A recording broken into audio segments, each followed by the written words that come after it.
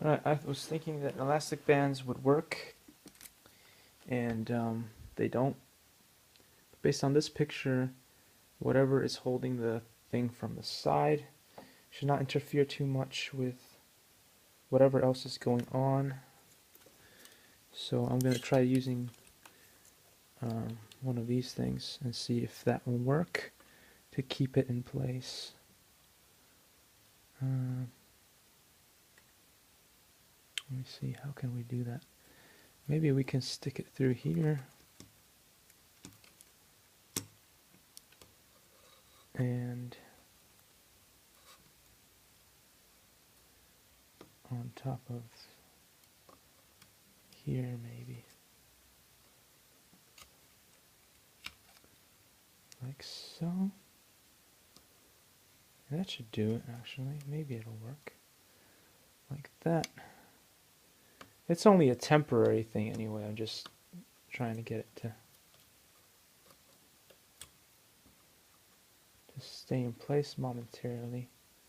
Alright, so then if that works, which is good, we can continue this on through there.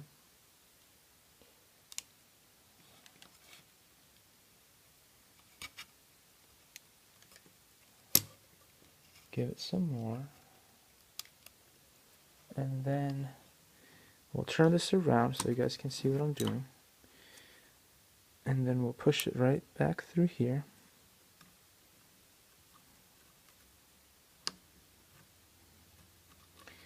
And it seems that that works pretty well.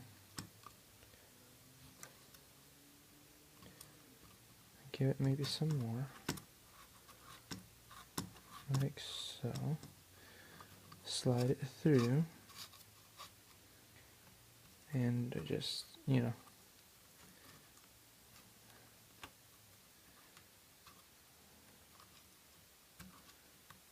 okay, alright. Now this will be able to go over here and go through here. So we're just basically mirroring what we did on the other side, and I like that this chassis has so many basically bits and pieces that are set up so that you can do this kind of stuff without creating a huge mess. Alright, so then this should probably stay in place just fine. That's all you really need to keep that in place. I mean, if you wanted to do, you could do overkill and then go across here one more time. You know, we could do that.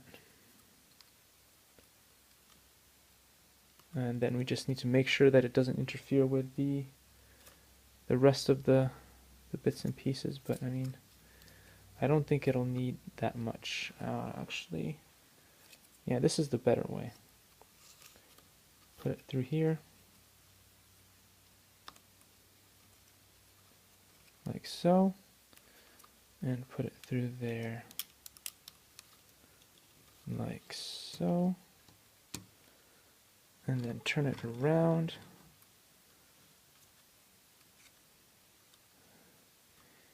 And it doesn't look very nice, obviously, because, I mean, it is what it is. But we just want it to keep it in place, so until we figure out how this works. And that, even if it jumps on something, is not going anywhere. Alright, so that was an easy step. We'll get on to the next bit in the next video.